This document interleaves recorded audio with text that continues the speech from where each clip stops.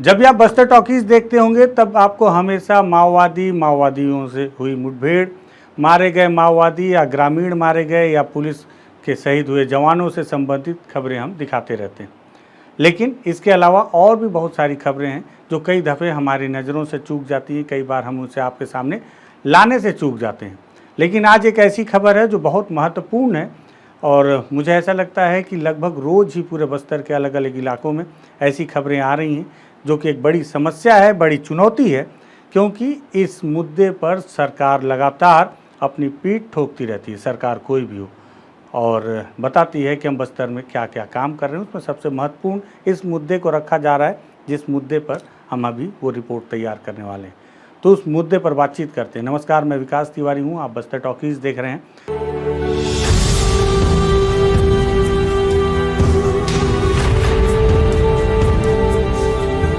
आप सोच रहे होंगे कि विकास तिवारी ने नमस्कार मैं विकास तिवारी तो बोल दिया, लेकिन उसके पहले कोई ऐसी बात बताया ही नहीं कि किस मुद्दे पे बातचीत होगी।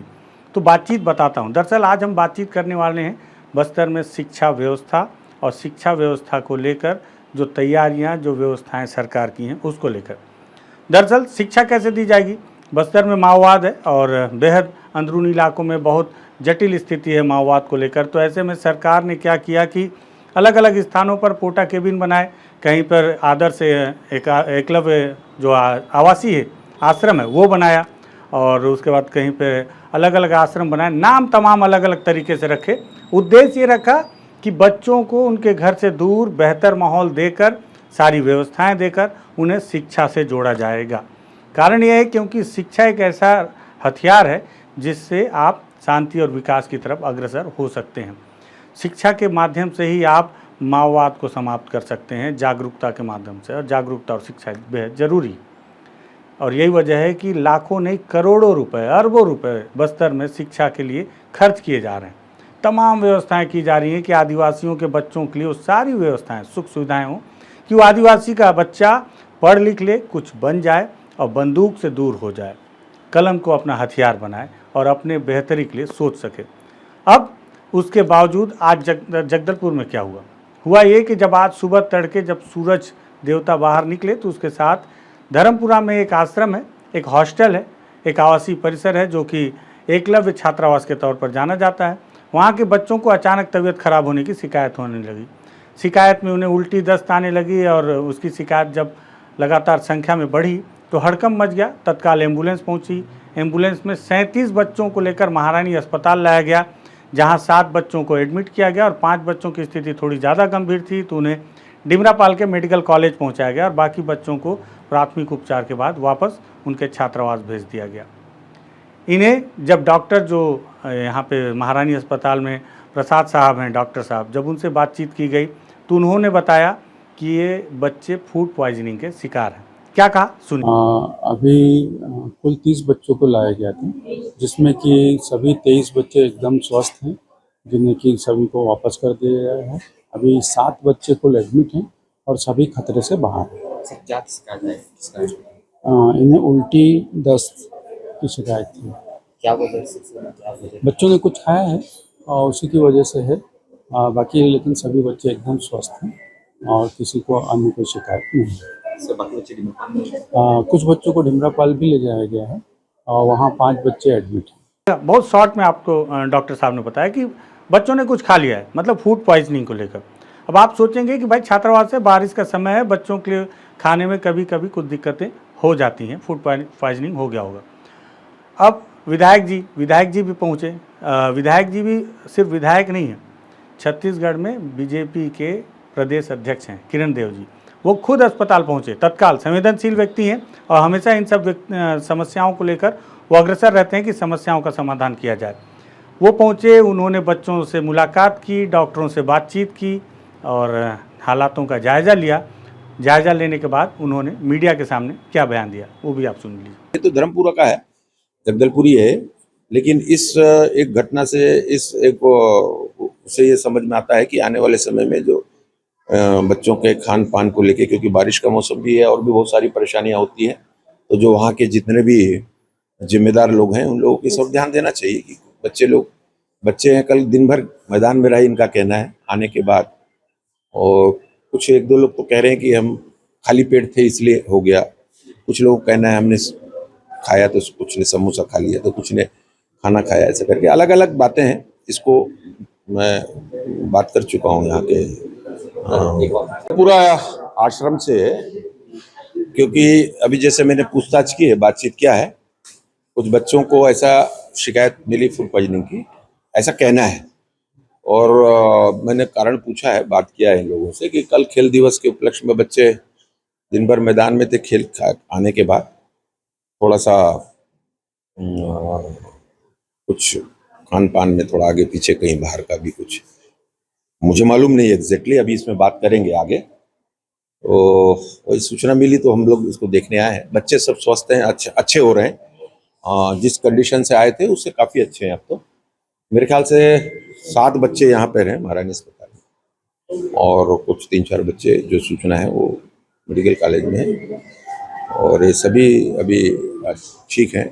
ऐसा देखने से बातचीत भी किए उनसे हम इस विषय पे, और जानकारी लेंगे कि कैसे क्या है, इन कारणों का पता भी कराएंगे कि क्या इस कारण से हुआ है। मैं अधिकारियों से बात भी किया हूँ इसमें, और ये है कि सभी सुरक्षित हैं, अभी किसी प्रकार की कोई दिक्कत नहीं, खतरे से बाहर है। आने वाले समय में और उन कारणों को देखा जाएगा कि किन कारणों से ऐसा हुआ, क्या हुआ है, उस पर किस तरीके से उन कारणों को फिर से दोबारा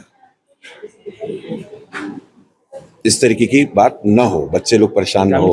तो सुना आपने कि किस तरह से किरण देव जी ने कहा कि हाँ वो सारी चीज़ों का, हालातों का जायजा ले चुके हैं और बच्चों की तबीयत खराब हुई है, जांच के आदेश भी दे रहे हैं, और ये देखा जा रहा है कि दोबारा ऐसी स्थिति निर्मित ना हो, इसको लेकर वो अधिकारियों को उचित दिशा निर्देश भी देंगे ताकि बच्चे परेशान ना हो। हालांकि ये खबर हमने पहले ही बस्तर टॉकीज में दिखा दिया प्राथमिक तौर पर कि हुआ क्या था। प्राथमिक तौर पर डॉक्टर की बाइट भी आपने सुन ली थी, किरण देव जी की भी बाइट सुन ली थी। असल मुद्दे पे अब आते हैं। मुद्दा असल ये है कि केवल बयानबाजी या कैमरे के सामने दिखकर या बच्चों से मुलाकात कर लेना, यहीं पर आपके कर्मों की इतिश्री नहीं हो जाती अगर आप जिम्मेदार पद पर हैं। चाहे आप कलेक्टर हों, चाहे आप विधायक हों या सांसद हों, या जिम्मेदार पदाधिकारी हों या जिम्मेदार अधिकारी हों। अब मैं आपको बताता हूं, दरअसल हुआ ये कि 12 फरवरी 2024 को जब छत्तीसगढ़ में चुनाव संपन्न हो चुके थे और बीजेपी ने वापस सत्ता हासिल कर ली थी, तब इसी एकलव्य छात्रावास के बच्चे धर्मपुरा में सड़क पर धरने पर बैठ गए थे। वो तस्वीर आप देख रहे हैं स्क्रीन पर, ये पुरानी तस्वीर है, इस पर भी बस्तर टॉकीज ने रिपोर्ट किया था। तब बच्चे धरने पर बैठ गए थे और मुद्दा एक ही था, खाना। आप देख रहे होंगे ये बच्चे अपने टिफिन में वो चावल और दाल लेकर आए जो उन्हें आश्रम में दिया जाता था। तब बस्तर टॉकीज ने इस मुद्दे को काफ़ी प्रमुखता से उठाया था। उस दौरान एसी ट्राइबल भाटिया जी हुआ करते थे, भाटिया जी की बाइट भी है, हमने बातचीत की है, वो बाइट आप सुन लीजिए। उन्होंने क्या कहा था उस समय। रूटीन चेक देखिए, अधीक्षक है, अधीक्षक के ऊपर प्रिंसिपल है, खाने की सारी व्यवस्थाएं हैं, मेस संचालन के लिए निविदा पद्धति लागू है। इन लोगों को जो भी सामान का रिक्वायर होता है निविदा वाले को बोलते हैं, बराबर सामान आ रहा है। बाकी और जगह चल रहा है 6 जगह, आप लोग वहाँ पे भी जाइए, मैं मना नहीं करूँगा। यदि आपके जाने से बच्चों के हित में अच्छा होता है तो बेस्ट बात। अधीक्षक अभी निलंबित होगा क्योंकि सारी गलती अधीक्षक की है। बच्चे अभी मुझे बता दिए और मैं अभी कार्रवाई कर रहा हूँ। आप लोग को 1 बजे तक ऑर्डर मिल जाएगा अधीक्षक के लिए, ठीक है। ठीक। और इस प्रकार का अधीक्षक मुझे नहीं चाहिए जो मेरे बच्चों के साथ नहीं है, सीधी सी बात। आगे ऐसी स्थिति ना हो, सुधरेगी, आप भरोसा रखिए, सुधरेगी। बच्चे मेरे हैं, सुधरेगी। सुना आपने क्या कहा? भाटिया जी ने कहा कि इस पर तत्काल कार्रवाई की जाएगी और बच्चों को भोजन में कोई गुणवत्ता में कोई भी कोताही ना बरती जाए, इस पर भी ध्यान दिया जाएगा। क्यों? करोड़ों अरबों रुपए खर्च किया जा रहा है सिर्फ इन बच्चों के भोजन के लिए, रहने के लिए, ड्रेस के लिए, इनकी सारी व्यवस्थाओं के लिए इसलिए ताकि ये बच्चे पढ़ लिख लें। पढ़ेंगे बच्चे तो देश का भविष्य गढ़ेंगे, खुद का भविष्य गढ़ेंगे, बस्तर का भविष्य गढ़ेंगे। उस माओवाद से दूर जाएंगे जिस माओवाद को सरकार सबसे बड़ी चुनौती मानती है और उससे लड़ने के लिए करोड़ों अरबों रुपए खर्च कर रही है। तो बस्तर का आदिवासी बच्चा कब पढ़ेगा? जब सारी व्यवस्थाएं उसको मिल जाएंगी तब पढ़ेगा। और व्यवस्थाओं के लिए उनको भोजन कैसा दिया जा रहा है? ये भोजन जिसके लिए बच्चे 12 फरवरी को, कितना दिन बीत गया, 12 फरवरी को सड़क जाम करने की स्थिति उन नौनिहाल बच्चों को आ गई जिन्हें पता ही नहीं है कि धरना प्रदर्शन क्या होता है, राजनीति क्या होती है। अब आप ये मत सोचिएगा कि इनके पीछे भाजपा या कांग्रेस ने कोई राजनीति की होगी और इनको सड़कों पर बैठा दिया। जब खाते खाते ऊब गए उस भोजन को, जिस भोजन को खाने से इन्हें तकलीफ हो रही है, तब इन्होंने सड़क का रास्ता इख्तियार किया कि हम धरना प्रदर्शन करेंगे तो शायद स्कूली बच्चों को सड़क पर देखकर सरकार की आंख खुलेगी, प्रशासन की आंख खुलेगी। प्रशासन ने आँख खोला, बड़े बड़े आँख करके तेवर भी दिखाया और कहा कि इस पर कार्रवाई जरूर होगी। और कार्रवाई क्या है वो आपके सामने है कि 12 फरवरी के बाद अब भोजन की क्या स्थिति है। स्थिति ये है कि आज एक बार फिर से उसी आश्रम के बच्चों को फूड पॉइजनिंग हो जाता है। इसका मतलब बिल्कुल साफ है कि बच्चों को लाकर आश्रमों में रख तो दिया जा रहा है, पर दबड़े में रखे जानवरों की तरह ध्यान नहीं दिया जा रहा कि उनके खाने की क्या व्यवस्था है, उनके रहने की क्या व्यवस्था है, भोजन की क्वालिटी किस प्रकार है, अधीक्षक किस तरह का भोजन दे रहे हैं, किसी को नहीं पता। ये जरूर है कि भोजन के लिए जो सामग्रियाँ वो कहाँ से आ रही हैं, क्या उसमें कमीशन का खेल है, इसकी कोई जांच नहीं करता। क्वालिटी किस तरह की दी जा रही है, सरकार कितना पैसा खर्च कर रही है, क्या उस पैसे वाकई में पूरे राशन या उनके खाद्य सामग्री में बेहतर क्वालिटी के सामग्री को देने के लिए खर्च किए जा रहे हैं। अगर दिए जा रहे हैं तो एक तस्वीर ये भी देख लीजिए, बच्चे डस्टबिन में खाना फेंक रहे हैं, ये आप देख रहे होंगे। ये उसी आश्रम की तस्वीर है जहाँ बच्चे डस्टबिन में जो भोजन वो कर नहीं पा रहे। और ये तस्वीर भी आज ही की है, कब, जब बच्चे फूड पॉइजनिंग के शिकार होकर हॉस्पिटल पहुँच जाते हैं और फिर वापस जो बच्चे जाते हैं उनको फिर से ऐसा खाना दिया जा रहा है जिसे उन्हें मजबूरन फेंकना पड़ रहा है। अन्न है और अन्न का कोई अपमान नहीं करेगा, और ये बच्चे तो हरगिज नहीं करेंगे। ये बस्तर के आदिवासी के बच्चे हैं और आदिवासी का बच्चा अन्न का अपमान नहीं करेगा। क्यों? कोई भी बच्चा अन्न का अपमान नहीं करेगा। आप सोचेंगे कि क्या बाकी लोगों के बच्चे अन्न का अपमान करेंगे? नहीं, लेकिन आदिवासियों के बच्चे के लिए अन्न का सम्मान इसलिए ज़्यादा है क्योंकि उन्हें हॉस्टल में रखा ही इसलिए जाता है ताकि उन्हें बेहतर व्यवस्था दी जाए। क्योंकि आदिवासी अपने जनजीवन में जो अंदरूनी इलाकों में रहते हैं, रात के बच्चे भोजन को भी, बासी भोजन को भी करते हैं। कई बार पानी के साथ जो बोरे बासी और ये सब भोजन है ना, वो सब आदिवासियों का भी व्यंजन है, भोजन है। लेकिन वहाँ से निकालकर जब उन्हें हॉस्टल लाया जाता है, गर्म भोजन दिया जाता है, तो उनके लिए बहुत महत्वपूर्ण होता है। और यही वजह है कि वो उस भोजन का सम्मान करते हैं, फेंकते नहीं हैं। लेकिन जब भोजन इस कदर हो जाए कि खाने योग्य ना हो, तब ऐसी तस्वीरें जो आप देख रहे हैं कि डस्टबिन में लेकर छोटे छोटे बच्चे उस भोजन को फेंकने ले जा रहे हैं। और आज की तस्वीर नहीं, हमेशा की तस्वीर है। बच्चों ने बताया कि हमेशा इस तरह के वो जो भोजन उनको दिया जाता है उसे उनको फेंकना पड़ता है। एक तस्वीर और देखिए, ये तस्वीर बीजापुर के तोयनार की है, पोटा केबिन की। पोटा केबिन में मैं आपको बता रहा हूँ भाई साहब, लाखों करोड़ों रुपए खर्च होते हैं एक एक पोटा केबिन में। अब अधीक्षक मेरे ऊपर हो सकता है कि आरोप लगा दें, लेकिन मैं आपको बता दूं दबी जुबान में कि मैंने तो पोटा केबिन में जो सप्लाई और ये सब को लेकर बहुत बड़ा खेल होते सुना है, देखा नहीं है। मैं इसलिए किसी के ऊपर आरोप नहीं लगा रहा हूँ। लेकिन वहाँ की स्थिति देखिए, ये सिर पर जो लकड़ी लेकर जो बच्चे चल रहे हैं ना, जो तस्वीरों में आपको नज़र आ रहे हैं, ये बच्चे बीजापुर के तोयनार के हैं। अब सोचिए, खाना बनाने के लिए इनको खुद लकड़ी लानी पड़ रही है और सरकार करोड़ों रुपए खर्च कर रही है। माफ़ कीजिएगा, माओवाद को समाप्त करने के लिए इन बच्चों का शिक्षित होना भी बहुत आवश्यक है और इनके शिक्षित होने के लिए इनकी व्यवस्थाओं में अच्छी गुणवत्ता का होना भी बहुत आवश्यक है। आवश्यक इसलिए भी है क्योंकि आपके हमारे जो टैक्स के पैसे हैं उनमें से एक बड़ा हिस्सा इन बच्चों की शिक्षा के नाम पर सरकार खर्च कर रही है।